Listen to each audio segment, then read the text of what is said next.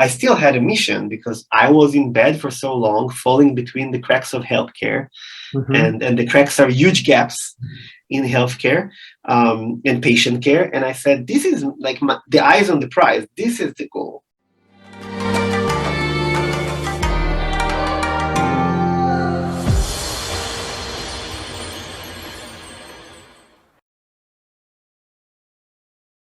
Today we have Roi Shternin with us.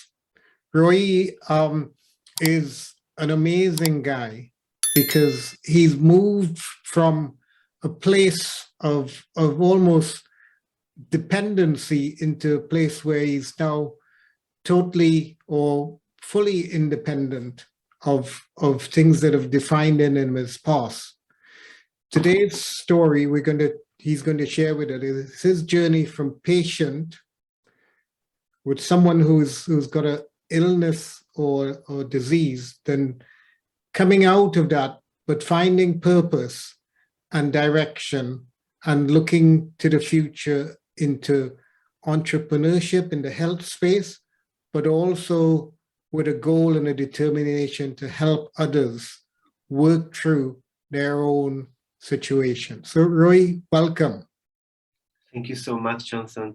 Glad to be here. Roi, just tell us a little bit about yourself, your background. So without going too much into details, I've spent the last decade trying to fix several gaps I've recognized as a patient in healthcare, and trying to empower both parties, the patients and the people who take care of patients. You can say I'm a startup founder, I'm an entrepreneur, and recently I actually started to joke around with the title of a chronic entrepreneur. I'm a chronic entrepreneur. I have a chronic illness and I'm chronically start different projects. So I would say maybe I'm a social entrepreneur in this sense, because I was never in there for the money, for the exit, maybe for the social exit. I founded a few healthcare or digital health startups and a few patient communities and organizations, and also charities that aim all to deal with different aspects of health promotion, education, and the empowerment of the patient and the people who take care of them. So this is kind of my background in general. And tell me, when did you think you had this drive to do the social entrepreneurship? Where did all of that start for you? To be completely honest, it happens it happens to happen that I was already a child when I had my first entrepreneurial kind of tendencies. And I remember that I deeply cared about the environment, and I knocked on the door of the school principal. I was in the 6th grade, I don't know, like 12 years old. And I told her that in our world that is turning green, our school is such a respected institution in the city. I don't know how I said it, but like it was crazy that I had the courage. We have to have a kind of an environmental council in the school. And I was the founder of this kind of, it's like a student body, but it deals only with internal environmental stuff. And this was the first project I've done. And basically I kept on going more and more entrepreneurship inside the schools I was. Then later I was volunteering in the Israeli Red Cross, inside the Red Cross, inside my student union, in the army, and then formally as a patient entrepreneur eventually at some point. And why health? Why not something else? So it's always kind of this dilemma, because we know the crisis with the environment, and this is kind of the second passion that I always have, and education and sustainability and science. But I always wanted to be a doctor. I thought it's the best profession you can have, with the best kind of toolbox that you can use the tools to help people. But eventually I could not become a doctor because of what we're going to discuss probably later on. And I've decided that if I cannot be a doctor, at least I can try to help the system in other ways. Okay. And so moving on, what was your health issue that you faced?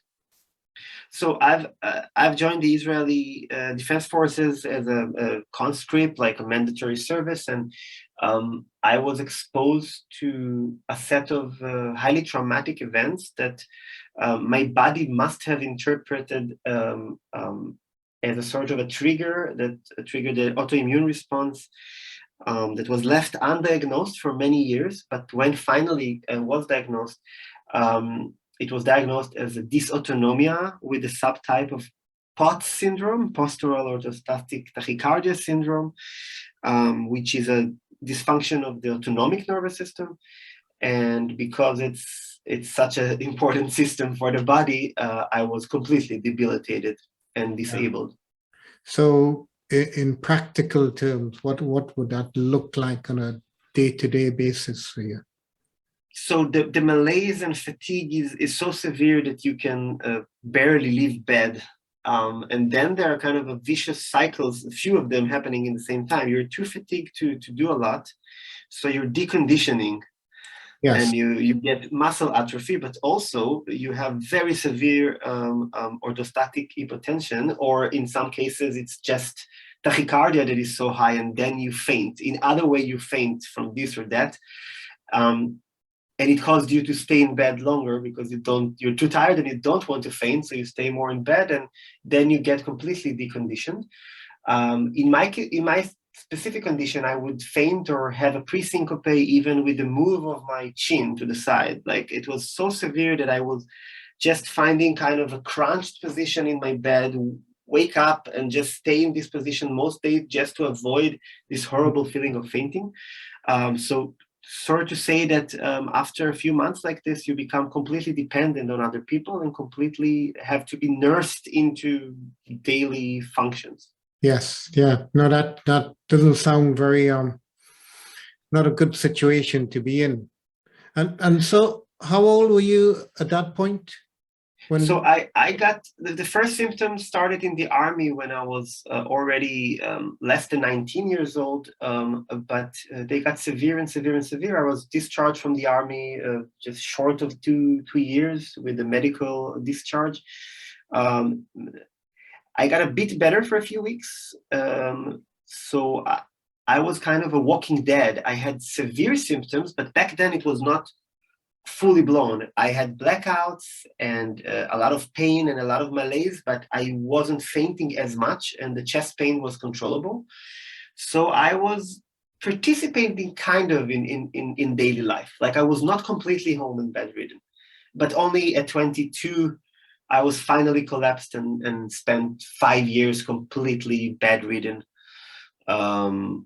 Which was a very prolonged time. And later on, 2 more years, I had a remission, and then again, 2 more years in bed. So all in all, it's almost a decade of my life of bed and home ridden. Yeah. And I know not everybody would have that sort of syndrome that you described, but a lot of people, I think, may understand it either with a diagnosis of ME or chronic fatigue, etc. And so there's a physical element to it, and then there's a mental element to it. Kind of like people might be saying something like, "Oh, you're just putting it on," or "Oh, it's all in your head," or all in your head, all in your mind, or just get up and be strong and all this sort of stuff. Is that something you relate to? Or have related to? This is the most annoying thing a chronically ill patient or human can hear. It starts as a drama because you're a very fine young man and you're losing your health slowly, and everybody around you try to help you, friends, family, doctors. But after a while, when the differential diagnosis comes up empty, people start to disbelieve in you. Kind of, you lose a bit of the points, the trust point that you have with them, like these credits. And eventually you become this person who is probably over-exaggerating to the eyes of the society. And probably it's all in his head. And probably he's too lazy.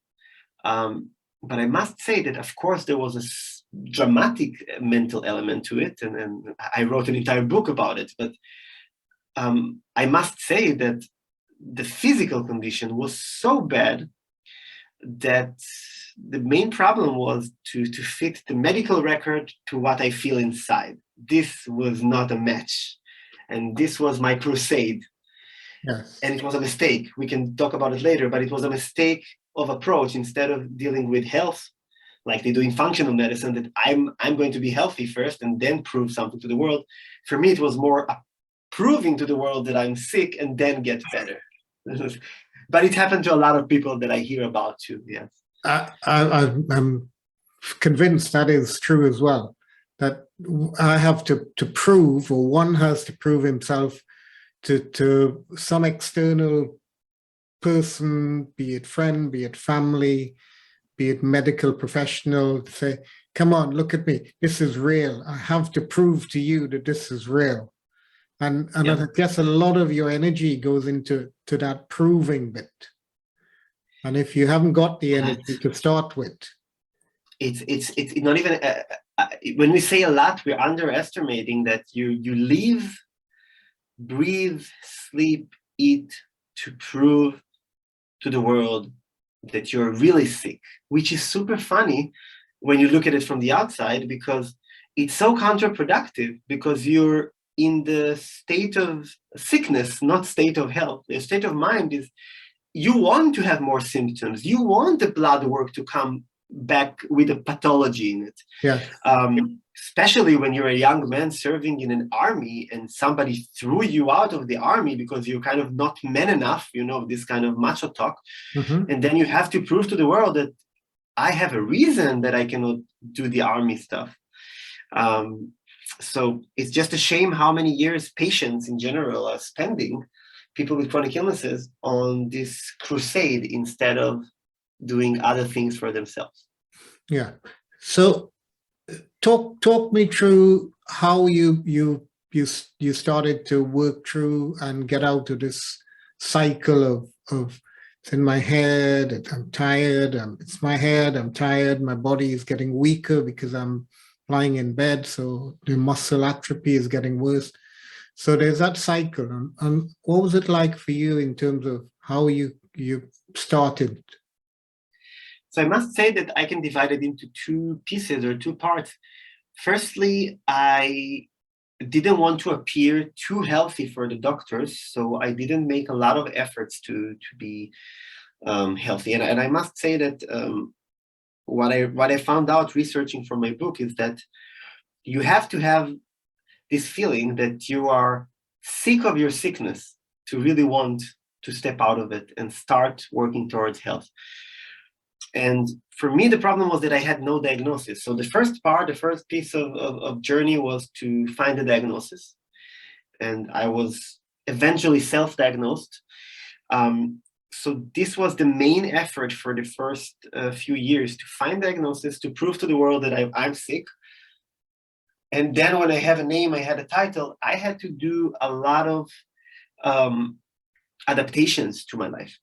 So nutritional adaptation, that it took me a few months of elimination diets to understand what make me feel good or bad with digestion, and in general with vitality and wellness, kind of the sense of, I don't know, people don't understand it sometimes, that with good nutrition you feel better mentally. Yes. And it took me a long time to fine tune it and to fine tune my sleeping, because I had horrible sleep patterns. And then every time I tried to go within myself and do the mindful work, I was afraid that I was going to be labeled as a mentally ill patient, because it's a taboo in healthcare. It still is, I'm afraid, even though with COVID it's getting better. Mm-hmm. But eventually, after improving a bit, but going back to bed, I remember I did a lot of adaptations. I managed to even meet friends for a barbecue night. It was the first time I left home since like a year or so. And then I was back to bed for a few weeks, because it wasn't enough. I had to go back and find the mental pathways for my own sake that I'm fine-tuning and tweaking, starting to convince myself that there is something there, right? I proved it to the world. I will prove it to the world. But the mentality was sick, not more than the body. or not less than the body. I'm sorry. Yeah. Yeah. My Yeah. mentality was with a sick mindset, and I had to meditate every day and do mantras and reflect and write a lot. I did a lot of journaling and poem writing and short story writing, projecting myself into the writing, trying to put different situation upon the characters so I can understand that there is some sort of a light in the end of this tunnel. So this was kind of my daily health routine in the beginning. Okay, so let me try and unpack that, because I think to help people along, you've described quite a lot there. So if I go back to the nutritional piece, I think there's a lot of research now that links chronic inflammation, poor nutrition, and depression.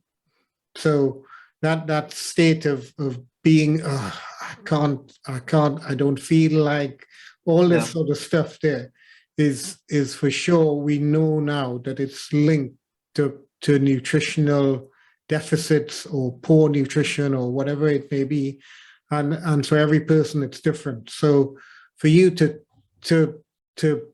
you say fine tune, but even long before you get to fine tune, you're self experimenting. Yeah. And getting some kind of feedback. So let's say if you eat an apple versus a bit of steak, I'm assuming that somewhere along the line you get a feedback of what's going on for you as a result of something you've just ingested. Would that be right? Definitely. I had to kind of have a log or sort of a diary, kind of recording different responses. And my not very educated guess was that there is something going on maybe with my gut biome. It was very early on in the research back then, but I realized that I'm making my body work very hard if I'm trying to digest things that I know that are not good for me. For instance, I was diagnosed as a lactose intolerant. So I said, why putting the body through this kind of fermentation there? I just stopped eating dairy altogether. I had a very good experience with gluten-free diet. And we know today with science that there is a lot of support to any autoimmune illness kind of getting a bit better with this diet. Correct me if I'm wrong, but still, this is the data that I have. And I was just like, when I say fine tuning, I eat something, I log the response. After a while, I saw that it's taking very long. So I did the other way around. I just stopped eating everything and started, 3 days only white rice, and then add an egg, and then add cucumber, and then it's tedious. But eventually I found out what is my optimal diet for the time being. I took probiotics because I believe it might help me. And I think that after around 6 months that it took, I started to feel better with my nutrition. At least that part was there. Yeah. And that's really interesting, that process as well, because a lot of people listening might say, you know what, I stopped eating, let's say, bread, and nothing happens. Because it may be that you don't wait long enough, or you expect something to happen the next day or the next week. And so that process that you describe, like say, it's incredibly tedious to kind of like, I have to write everything down as I'm going along. And if that's not working for you, then you describe an elimination diet where everything is stripped away and then rebuilt brick by brick until you come to a point where you know where you are in this process. Exactly. And that brings me on to the mental bit, because to mentally do that requires a kind of strength to write this stuff down, to reflect on how you're feeling and all of that sort of stuff. Talk to us a little bit about that mental aspect of it. The funny thing is that I'm not a very anal person. I never had this over-organizational skills. And it was not natural to me. Like, I have friends who are, kind of this very analytical type, that for them a process like this is much easier. It was a survival thing. I had to fail several times in attempting to do so, and understand that this is literally the only way I can make it happen. By the way, it happened to me 2 years ago as well. I had a flare-up of my gastrointestinal symptoms. Yeah. And as much as I wanted to avoid to do the same process, I didn't have any choice. So my partner and I decided together to support each other and go through it together, even though she's perfectly healthy. And again, elimination diet, and then logging everything. And along the way, you discover amazing thing. I discovered that I'm histamine, fructose, lactose intolerant. And that what they, back then, when I was sick, it was like more than 15 years ago, but we didn't have the knowledge from Monash University about FODMAP diet. No. But today I understand that this is kind of what I did without knowing it via my elimination. Yes. Yeah. Yeah. No, that's quite, it's a lot more common knowledge now, the FODMAP diet. So for you, I'm glad you say that, because not everybody likes meticulous, day by day, show me your record, show yourself the record, and then to be able to do it on a regular basis, to have the ups and the downs. That it's so 1 week it may be like that, next few days it's down here and I've forgotten to write all of this stuff down, and then you say you get to a point where it feels healthy again, and then you get the setback. And so it's good to know that someone who is not that way inclined in terms of detailed processing, in filing even, can do it. You just, it's funny, but I will repeat it more and more in this conversation. I just realized after everything I've been through, like a decade of being very sick, that it really is all in your head.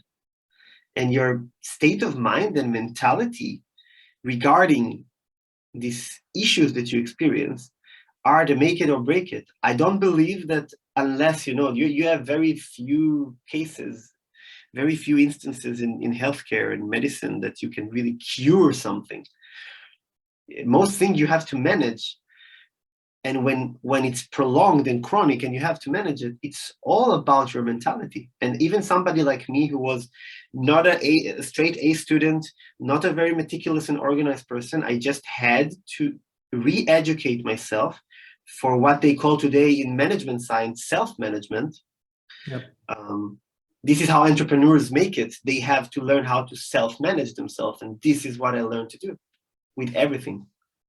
The other piece to add to that from a lot of the change research is that you need support.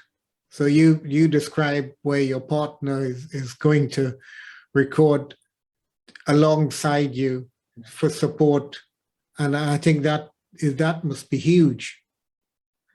This is huge, because when I was alone in bed, the support was lacking. Of course, I had the support system. At some point, you lose most of it. It's happened to a lot of people, but I think that if I had the same support I had today, I must have been saving 2-3 years of the process, because it was always kind of, it's like you're starting a video game and you're at the last boss and then you die and you have to start all over again. You don't have any save checkpoint. This is what happened to me. I always make these huge steps and bang, all over again. And now with my supports, it's just so dramatic. I can see it also with my fitness, that I'm very regular about doing exercise activities. And if I was without this support system, I would probably slack off at any given chance. Yes, yeah. I'll put my hand up to that as well. Most of us do, yeah. We all need that support, for sure. Just to alter the landscape a little bit, talk to me about the social entrepreneurial journey a bit now. So it was kind of always there. I did a lot of projects already growing up, being a teenager, but I think it was a problem of perception back then that, you have charity stuff, there are charity, and you must have a job. You must have a normal job. And if you want to volunteer, this is very blessed, and everybody will say kudos. Mhm. But it was just like an urge I have that I had to volunteer. I had to fix problems that are around me and bother me. And I was never very interested in being rich, but I was very interested in living in kind of a community in harmony, and that people in weaker position would not be taken advantage of. This was something that always led me on. And I think that it was more materializing when I was a student. Like it took me a while, but when I was a student in college, I started to take ideas and really bring them into life, not in a kind of a one-day event or a volunteering day, but really more scalable. And I figure out that in order to be a good social entrepreneur, you need mainly a problem that really bothers you personally. Yep. Yes. But you do need support, and you do need discipline and self-management, but you also need some sort of work on your ego, that everything you do is much larger than you.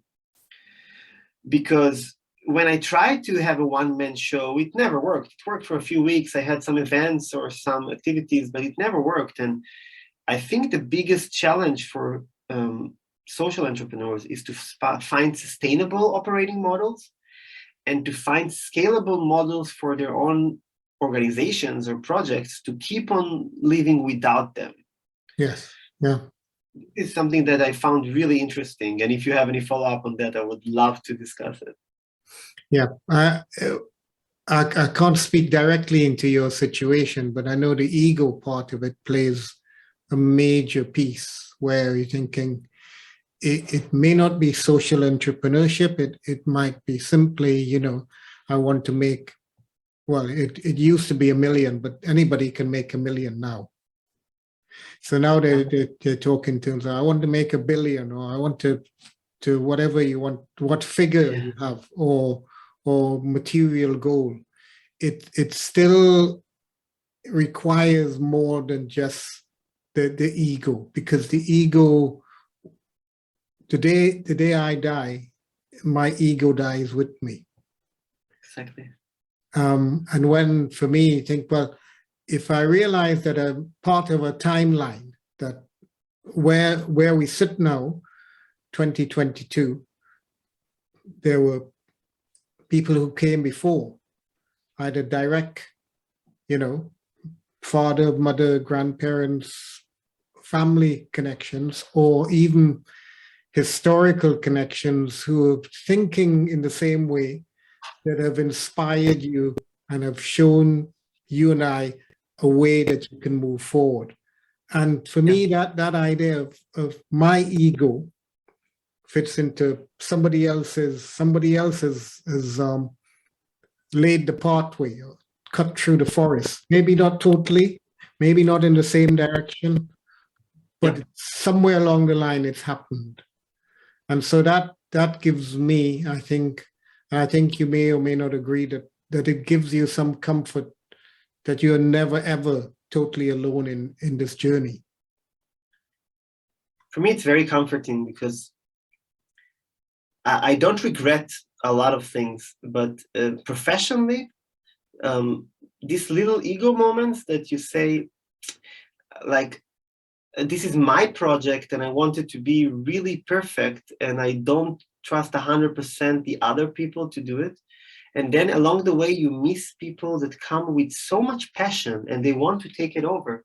They want to take it by the hand and really walk it through to the next stage. When I was very young, I made those mistakes, and I realized, now I realize I was never alone. There's so many beautiful people who wants to help, especially when it's pure projects. I call it pure because it's really for the benefits of society. there is nothing wrong with making money, but you attract much more people that when you're doing something which is for the greater good. And yeah, it's beautiful what you said. It's a really good insight for me as well. Yes. And what you said there is key as well, that the ownership piece. This, Yeah. this is mine. Yeah. Yeah. You can come and help me do something with it, but this is mine. And it has to stay, this is mine. I'm happy for you to help, but as long as this is mine. Yeah. And this is, you eventually, it comes with the cost of the actual project. Because if it's really yours, you don't have to name it or brand it or put a logo on it, or just be you, operate as a person. But if you establish any entity or organization, this is not yours anymore. You're part of it, but it's not yours anymore. And that's why today I also realized that I may be a good founder because I have good ideas. I know to bring it to life. I know how to lead people and to kind of inspire them. But there are much better managers and CEOs than me. They're much better entrepreneurs than me in terms of executions. And the best thing I can do is to put something on the ground and let other people make Run it with it. Yeah. bigger. Yeah. And so one of the things I know you've started up was TED events in a particular place. Just tell us a little bit about that. So when I was really sick at the end, like the last year that I was kind of really sick and rehabilitating before coming back to the world of the living, as I call it, was around 2009, 2010. And we already had on YouTube, and on YouTube, we already had TED Talks. And it was very inspirational for me back then. There wasn't so many talks like today, and there was like really every talk was like brief and to the point, and really put something in your heart, in your hand, or in your head that you can do, think, or change. And I've decided that one day I want to help people do something along those lines, either inspire them in a way, because I thought I may be not such a bad public speaker, but more than this, because I'm very social, to maybe bring people and put them on the stage they deserve to, so other people can hear their message.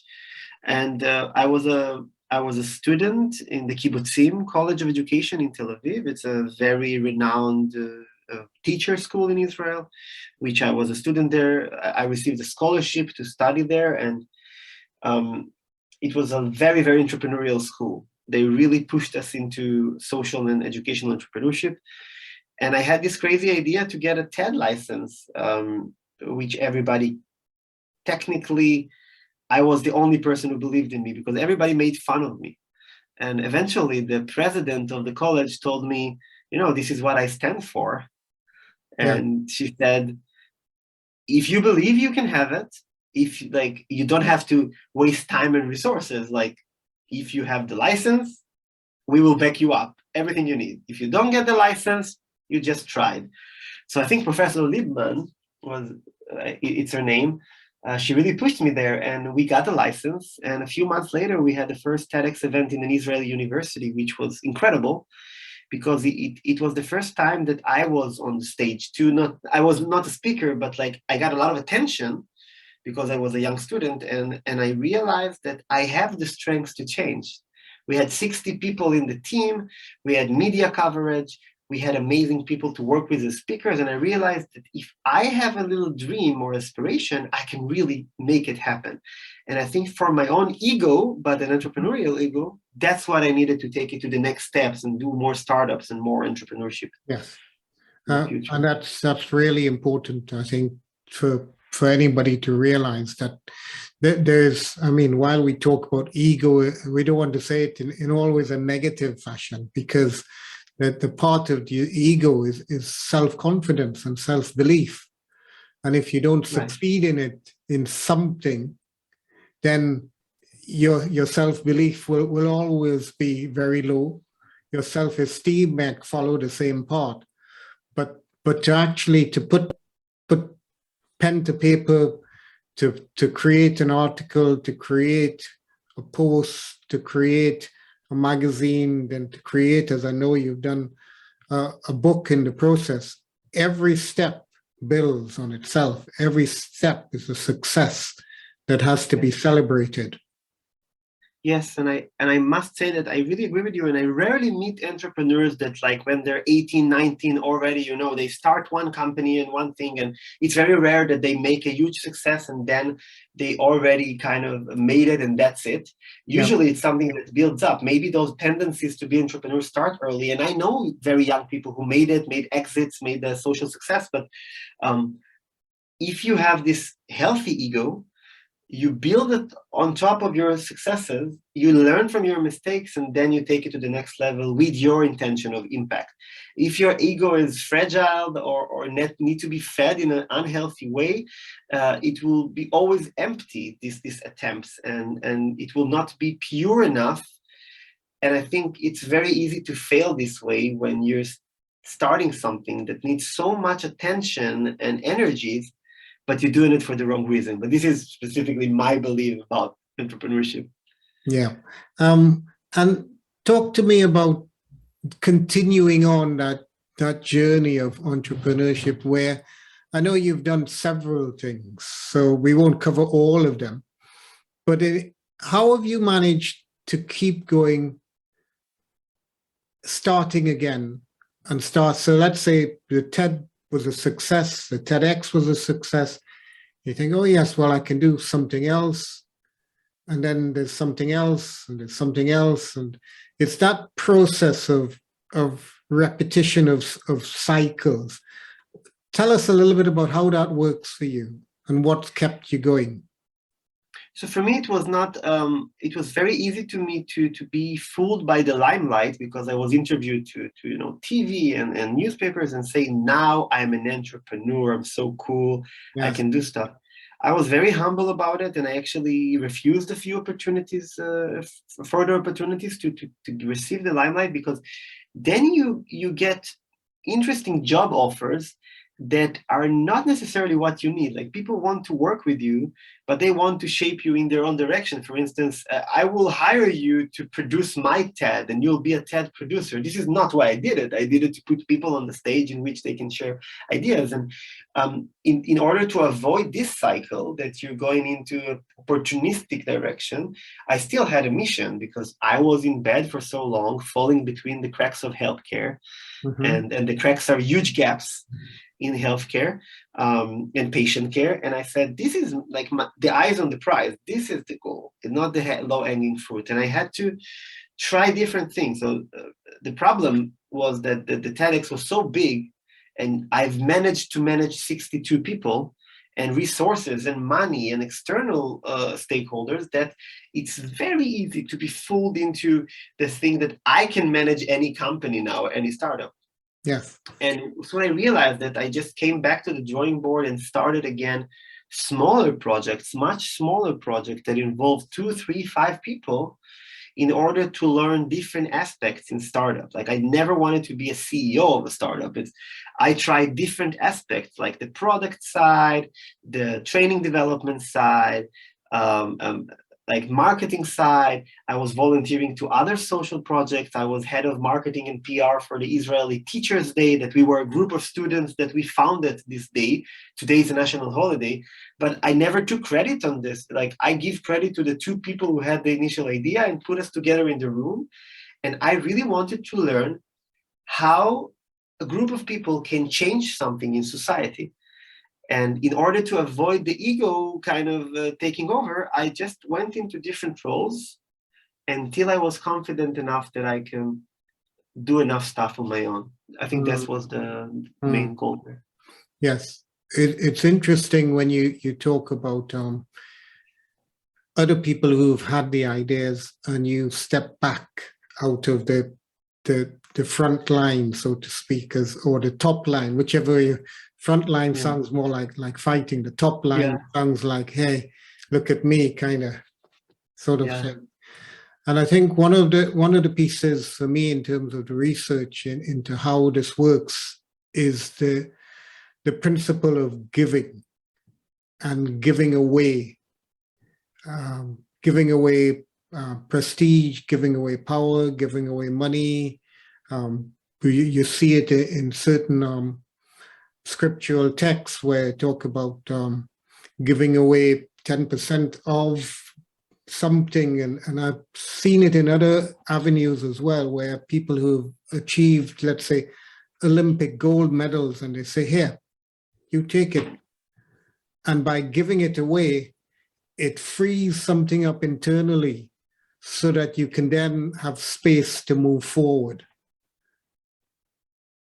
I think it's such a beautiful way to put it, because I think most ventures, startups, social enterprises fail because of that.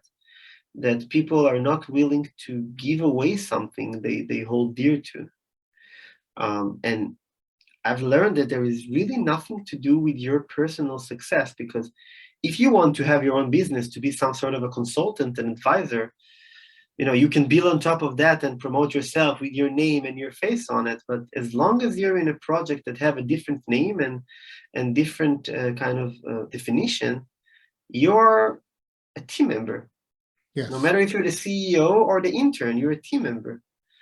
And I think that the way I see it like this, really helping me to be more humble and maybe have a bit more successes in the eye of myself in this regard.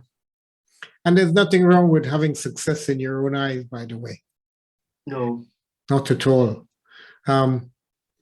Roi, where are you now in terms of what's on your horizon, and what are your near term as well as maybe some further away goals that you're looking at? So after a few years in a few startups, I founded the Israeli Society of POTS and Dysautonomia, the Patient Society, which also work closely with Sheba Medical Center on research and rehabilitation programs and diagnosis, patient journey improvement, and so forth. I've in the last few years moved to the other direction. I wanted to be in all sides of the patient bed. So I've been a patient, of course. I've been a clinician for a while, because in the army time and before that and a bit after it, I served as a medic in the Israeli Red Cross branch.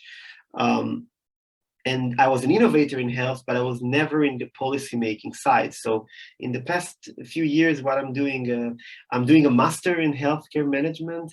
Right. I served in the Ludwig Boltzmann Institute, is a nationally funded health research institute. They have other research area, but it's the largest health research institute in Austria. I've basically invented a new role, which called patient in residence, because I believe that patients' voices should be heard in the management and decision-making parts. So I've tried that as well. And I'm involved in several boards of large healthcare charities. I'm advising big hospitals, and hopefully I will get the chance to work in national levels soon, because I really believe that in order to really solve problems, in my view, that really bothers me for patients in their continuity of care, I really need to better understand. So this is what I've been doing lately. And I also, I'm finishing my book now that's all about that. So I think that for me, I really have to see all sides of the equation to really understand better what should I do to improve it. Yeah, so that's amazing that somebody is now, you're saying I need to expand the lenses from which I'm looking. Yeah. To be able to get a complete picture.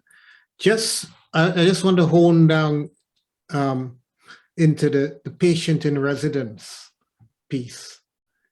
Just tell us what does that mean? So I came up with two different ideas for new professions or roles. And the first is a patient residency, in which is very open-ended. Somebody who is living with a chronic illness or acute chronic like cancer, or an immediate caretaker for a person of which is coming to a period of 3 to 6 months, being as an advisor to an organization, participating in board meetings, doing workshops, doing think tanks and brainstorming to bring the voice of the patients into the organization that has interface with the patients. This is the first part. I think I was probably the first in the world, 100% sure the first in Europe. It was catching some headlines here in the Ludwig Boltzmann, and then in the Sheba Medical Center in Tel Aviv, and now in the Vienna Health Hub. The Health Hub Vienna is an organization that's trying to connect startups to stakeholders within Austria and across it. But what I figure out later is that the residency is good when you have usually a big organization that needs to kind of start to think differently. But when you need somebody really on board, you really need a chief patients officer, which is an idea that comes from the big pharma landscape. Because funnily enough, in healthcare, we don't care enough about patients sometimes to really make these innovations. But in pharma, incentive as they may have, they actually have patient engagement officer, chief patients officer that are in charge to kind of understand the patient better and engage with them better. And I think that every organization that has any interface whatsoever with patients, even if they sell something for doctors, but the doctors using this tool to treat patients, they have to understand the needs of the patients. Yeah. That's fantastic. And so I get the sense that you're not just crossing boundaries on one side of the bed and the other. You're crossing international boundaries as well, because you mentioned Austria and you mentioned Tel Aviv, and unless I'm mistaken in my geography, they don't exist in the same place. No, maybe in my heart they do. They don't, but for me, coming to Austria was a wonderful accident. I spent 2 years in Shanghai as well. I did the interesting stuff well in this regards too. But I came back to Tel Aviv, and then I came to Austria. I was invited to be a part of a think tank, and the people in the think tank, it was a 3-day think tank to help a chain of hospitals in Austria to decide what will be the hospital of the future in 2030. We need to shape hospital differently, probably. And the funny thing is, in this room with me, there were like a Berkeley professor, Harvard professor, like people super senior, and then this kind of strange patient innovator, chronic entrepreneur. And I don't know how I was chosen among those 200 people candidates, but they really said they want to hear the patient's voice. Yeah. And it was a beautiful accident, because one thing linked to another. Somebody heard me speaking, and that I have this idea of patient in residence, and offered me a residency, even though they didn't have the actual role. So I'm living on the line between Tel Aviv and Vienna, trying to connect the dots, to connect ecosystems, to connect people. And for me, it's also reconnecting with the fact that a large part of my family spent a very dark period of time during World War II in working camps, and then in refugee camps here in Austria. So for me, it's a beautiful closing of a circle to come here as an empowered, free person and try to help the people of our two nations together. Yeah, that's a fantastic story, a fantastic piece of the story. Just as we wind this down, Roi, just bring us back to the sense of there's a patient and there's the chronic entrepreneur. And how are you managing to hold these two pieces together? Because I guess from a health perspective, everything is not sunshine and rainbows. So there'd be people out there who are saying, yeah, I get this piece, or I get this piece, and just bring those two pieces together for me, please. So it's a wonderful question. It's always important, and this my therapist told me once that you need to sometimes step out of the grandiosic kind of image that you have, and put it down to people to be inspired that you are suffering from the chronic illness. People think you are recovered. So talking to you right now, the subjective feeling I have is like I have fever. Everything hurts in my body. I'm totally exhausted. It's hard for me to breathe. My chest hurts. And this is a good day. The fact that I regain the ability to walk, to climb steps in a certain amount, and to work doesn't mean that I don't have to manage my health daily. Like I have to still sleep well, eat well, be mindful, do a lot of mental work, and to get the balance that I need. And the only way I can do it is to not ever take a full-time job in an institution or a company and be worked to death or back to bed, but to play my own game and my own rule. And everybody that wants to work with me needs to understand that it's a special need that I have. And Yes. so this is No, the balance. that's fabulous, because I think while you as an individual can say that, I think a lot of people are in a situation where you think, yeah, that's what I need, is to be able to try and somehow manage whatever condition, health issue, etc., with a passion and a calling and a drive, and know that it can happen. It requires a bit of work to get to a level where the balance is always moving, and it is possible. And I think that's great that you can at least show some people there is a possibility. I think that people with chronic illness can go back to the working world, to the studying world, to the academia, to have a normal life, as long as they really remember this and they know what their boundaries, to push them when needed, not to be in a safe zone all the time, but really to make the adaptation with today's world, with COVID, and everything is remotely possible. You can really design your own profession. Like I've made a career out of being sick. People sometimes mock me, but I'm doing everything while maintaining my health, and I don't feel that I'm overworked or overwhelmed. But it took me years to get to this balance point. Yeah, Roi, it's been fabulous talking to you. Where do people find you on the online space? So I'm under Roi Shternin everywhere. It's very easy on all social media. Feel free to connect with me on LinkedIn or to drop me an email. I have a lot of content that I'm making to kind of empower patients, but also doctors and healthcare professionals, trying to put new ideas into the heads of people. And yes, soon I'll have my book too available. So I'm really happy that people will give it a try too. I'm sure we will. I look forward to that. Roi, it's been great. It's been wonderful. Thank you so much for having me. Enjoy the rest of your day. You too. Thank you, Johnson.